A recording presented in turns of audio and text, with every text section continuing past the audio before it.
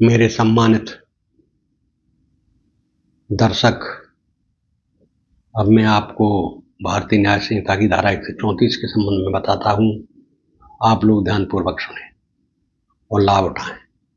भारतीय न्याय संहिता की धारा 134 उस अपराध से संबंधित है जिसमें कोई व्यक्ति चोरी करने के इरादे से किसी अन्य व्यक्ति पर हमला करता है या आपराधिक बल का प्रयोग करता है, जबकि वह व्यक्ति जो वस्तु पहन कर या ले जा रहा होता है।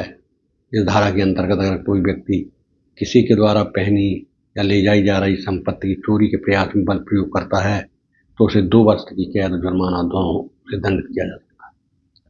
इस धारा का उद्देश्य झपटमारी, लुटेरी जैसे अपराधों को रोकना है। सार्वजनिक सुरक्षा के लिए गंभीर खतरा होते हैं। उदाहरण के तौर पर यदि कोई व्यक्ति किसी के हाथ से बैग छीनने की कोशिश करता है और उस दौरान बल का प्रयोग करता है, तो वह किसी के गले से चीन खींचने पर हमला करता है, तो ऐसे कृत्य इस धारा के अंतर्गत आते हैं। यह धारा संज्ञेय होती है, यानी पुलिस बिना मजिस्ट्रेट की अनुमति के तुरंत गिरफ्तार कर सकती है और उसे किसी भी मजिस्ट्रेट की अदालत में सुनवाई के लिए प्रस्तुत कर सकती है। धारा 134 के तहत दंड की सीमा 2 वर्ष का कारावास और जुर्माना दोनों हो सकते हैं। अपराध जमानत योग्य है। इस प्रकार यह धारा चोरी के प्रयास को बल या हमला करने वाले अपराधियों के खिलाफ कड़ी कार्रवाई का प्रावधान करती है, जिससे लोगों की सुरक्षा सुनिश्चित हो सके। संक्षेप में धारा 134 किसी व्यक्ति द्वारा पहनी या ले जाई जा रही या संपत्ति की चोरी के प्रयास में बल प्रयोग या हमला को अपराध घोषित करती है।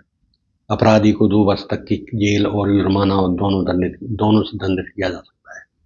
यह एक संज्ञेय और जमानत योग्य अपराध है।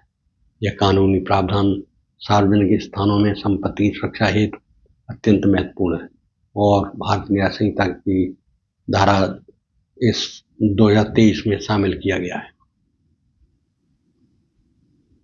धारा 134 के आवश्यक तत्व कौन कौन से, इस प्रकार ये भी मैं बताता हूँ आपको। धारा 134 के अंतर्गत दोष सिद्ध के लिए आवश्यक तत्व निम्नकार हैं।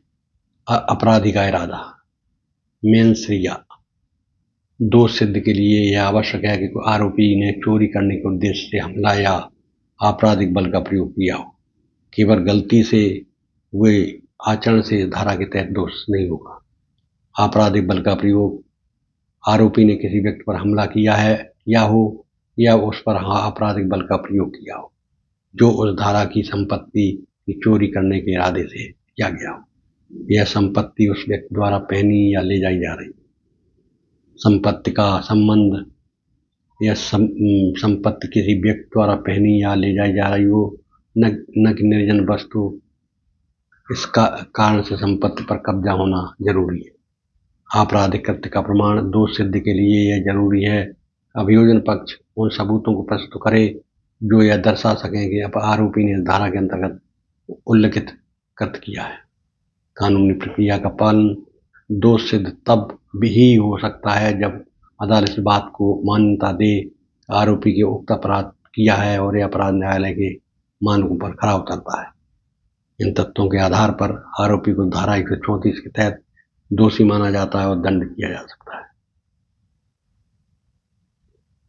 अब मैं आपको ये भी बताता हूँ कि धारा 134 में आरोप सिद्ध के लिए प्रमाण का मानक क्या होता है। सभी आशंकाओं से परे दोष सिद्ध करना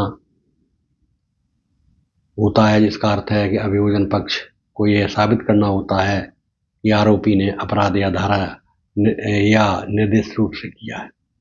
ऐसा कोई ठोस अनुमान या शंका न रहे जो उसके निर्दोष होने की संभावना हो।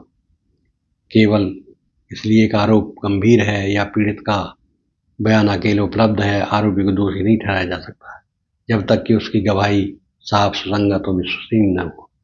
भारतीय साक्ष्य अधिनियम की धारा भारतीय न्याय संहिता की धारा 134 के अनुसार दोष सिद्ध करने के लिए किसी निश्चित संख्या में गवाह आवश्यक नहीं है, परंतु जो गवाही दी जाती है उस उच्च गुणवत्ता वाली, बिना विरोधाभास वाली और विश्वसनीय होनी चाहिए।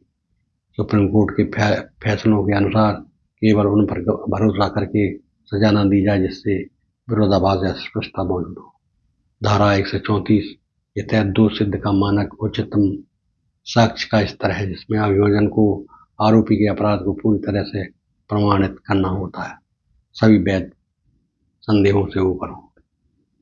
इस प्रकार आपने देखा कि धारा 134 में इस प्रकार की व्यवस्था होती है कि आरोपी को आरोप सिद्ध करने के लिए प्रमाण जरूरी होते हैं। इसके लिए अभियोजन पक्ष को ये साबित करना होता है कि आरोपी ने अपराध यह धारा निर्दिष्ट किया है, अपराध किया है। कोई ठोस अनुमान या शंका न रहे जो दोष सिद्ध होने की संभावना हो दे। इस प्रकार आपने देखा कि धारा 134 ऐसी धारा है जिसमें अपराधी किसी को इस प्रकार से हमला करता है कि अगर उसके हाथ में कोई रिंग है, कोई महिला है, उसके गले में चेन है, तो उसको तोड़कर भागता है, और अगर वो महिला रोकती है तो उस पर बल प्रयोग करता है, उसे मारता है, उसे थप्पड़ मारता है। इस प्रकार यह धारा ये छोटी मोटी झपटमारी या स्नैचिंग आदि के लिए लगाई गई है, जिससे कोई भी महिला, कोई भी पुरुष अपना जो है कोई भी अपने संग कीमती वस्तु ले जा रहा तो उसकी कोई कड़ी सुरक्षा हो सके। अब मैं आपको अगली धारा में बताऊंगा। अगली धारा होगी 135। तब तक के लिए धन्यवाद।